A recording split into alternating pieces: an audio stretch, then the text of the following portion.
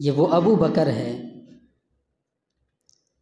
किसी उलमाए देवबंद से, किसी बड़े बुज़ुर्ग से, मैं नाम में थोड़ा कंफ्यूज हो रहा हूँ, मेरे जहन में नाम कई तरह के आ रहे हैं, उनसे पूछा उलमाए देवबंद से कि उमर, अबू बकर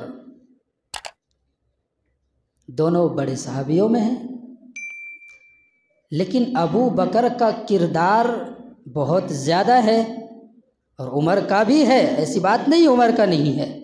लेकिन रसूलुल्लाह सल्लल्लाहु अलैहि वसल्लम ने ये फरमाया कि मेरे बाद अगर कोई नबी होता तो उमर होता। अबू बकर का नाम नहीं लिया। हज़रत अबू बकर वो शख्स है जिन्होंने सबसे पहले ईमान कबूल किया है। उनसे सवाल किया कि ऐसे कैसे, कि उमर को फरमाया कि मेरे बाद नबी होता तो उमर होता, अबू बकर का नाम नहीं लिया। हालांकि नबी को ये कहना चाहिए था कि मेरे बाद अगर कोई नबी होता तो अबू बकर होता।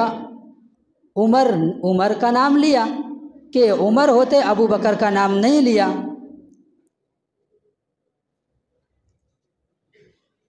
तो जो आलिम थे, जो बुज़ुर्ग थे, उन्होंने कहा कि रसूल की बात को समझो।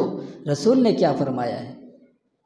रसूल ने फरमाया कि मेरे बाद, रसूल ने फरमाया कि मेरे बाद अगर कोई नबी होता तो उमर होता। रसूल ने बाद का लफ्ज़ इस्तेमाल किया है, मेरे बाद। और अबू बकर तो वो शख्स है जिसके लिए बाद का लफ्ज़ नहीं आता। अबू बकर तो पहल करने वालों में है। अबू बकर कौन है? पहल करने वालों में है।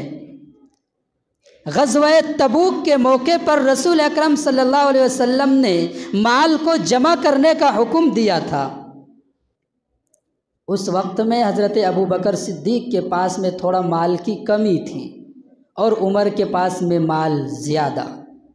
हज़रत उमर सोचने लगे कि हर बार अबू बकर सबक़त ले जाता है, हर चीज़ में सबक़त ले जाता है, आज मेरे पास माल बहुत है, अबू बकर के पास माल कम है, मैं ज़्यादा माल लेकर के आऊँगा, अबू बकर माल में कम हो जाएंगे, आज मैं अबू बकर से आगे बढ़ जाऊँगा। ठीक है। हज़रत उमर रदी अल्लाह अन्हु रसूलुल्लाह सल्लल्लाहु अलैहि वसल्लम की खिदमत में माल को हाजिर किया, अबू बकर ने भी हाजिर किया।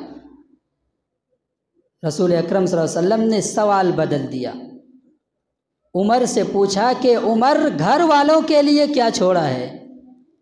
हज़रत उमर कहने लगे कि अल्लाह के नबी, घर वालों के लिए जो मेरा माल था, मैंने उस माल में से आधा माल आपके पास में लेकर के आया हूँ और आधा माल मैंने घर वालों के लिए छोड़ करके आया हूँ। अबू बकर से पूछा, अबू बकर तुमने क्या छोड़ा है? अबू बकर ने फरमाया कि जो कुछ था सब लेकर के आ गया हूँ, घर वालों के लिए बस रसूल और अल्लाह को छोड़ करके आया हूँ। कितनी बड़ी बात है। वल्लज़ीना युनफ़िक़ूना अम्वालहुम बिल्लैलि वन्नहारि सिर्रन व अलानिया।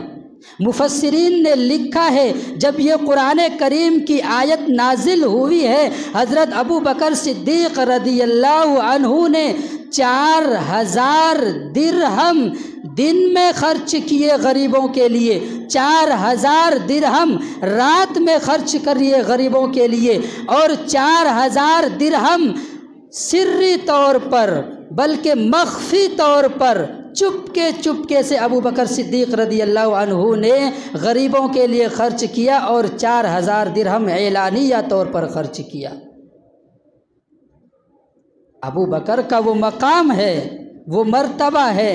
नबी ने ये फरमाया कि किसी नबी का वज़ीर नहीं है, मेरे वज़ीर दुनिया के अंदर भी है और आसमानों पर भी मेरे वज़ीर है। दुनिया में मेरे 2 वज़ीर है, एक तरफ अबू बकर है और एक तरफ उमर है, और आसमानों पर 2 वज़ीर है, एक तरफ जिब्राईल है और एक तरफ मीकाईल है।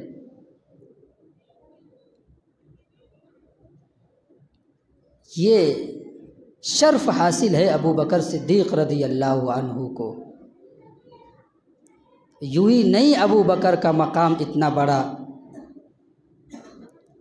हज़रत अब्दुल्ला इब्ने उमर रदियल्लाहु अन्हु फरमाते हैं कि मैंने देखा कि अबू बकर रसूलुल्लाह सल्लल्लाहु अलैहि वसल्लम के पास बैठे हुए हैं और टाट का लिबास पहन करके बैठे हुए हैं। मैं चौंक गया देख करके। उसी दौरान हज़रत जिब्राईल अलैहिस्सलातु वस्सलाम तशरीफ़ लाए। जिब्राईल अलैहिस्सलाम ने पूछा, रसूलुल्लाह अबू बकर का लिबास तो देखो, अबू बकर ने टाट का लिबास पहना हुआ है, आखिर क्या माजरा है, क्या बात है? रसूल अकरम सल्लल्लाहु अलैहि वसल्लम ने फरमाया कि अबू बकर ने आज सारा माल मेरे सामने हाजिर कर दिया है, इसके पास में कुछ नहीं है, इसलिए टाट का लिबास पहना हुआ है। अल्लाह तबारक व तआला ने जिब्राईल अलैहिस्सलातु वस्सलाम को भेजा है और कहा कि अबू बकर से जाकर मेरा सलाम कहो, और कहने के बाद में अबू बकर से ये भी कहना, अबू बकर क्या तुम जैसे खुदा से राज़ी हो, खुदा तुम्हारे सामने इसी तरह राज़ी है जैसे कि तुम खुदा से राज़ी हो। अबू बकर सिद्दीक़ रदियल्लाहु अन्हु रोने लगे, क्योंकि जिब्राईल अलैहिस्सलातु वस्सलाम ने फरमाया था कि अबू बकर क्या तुम खुदा से राज़ी हो गए हो या नहीं हो गए हो?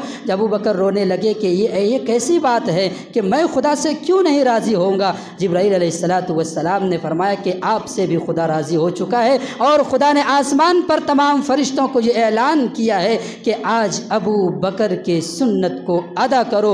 वो फरिश्ते भी अबू बकर की सुन्नत को अदा करें जिसने अर्श को उठाया हुआ है, वो फरिश्ते भी अबू बकर सिद्दीक़ की सुन्नत को अदा करें जो जन्नत को उठाया हुआ है, जिसने जहन्नम को उठाया हुआ है, जो तस्बीह और तहलील में मशगूल है, जो सजदे के अंदर मशगूल है, जो नमाज़ों में मशगूल है, जो रुकू के अंदर मशगूल है। तमाम फरिश्तों ने अबू बकर सिद्दीक़ रदियल्लाहु अन्हु के सुन्नत को अदा किया हुआ है। क्यों? इसलिए कि अबू बकर ने टाट का लिबास पहना हुआ है और बटन के लिए जो चीज़ इस्तेमाल किया है वो कांटा है, बटन के लिए कांटे को इस्तेमाल किया हुआ है।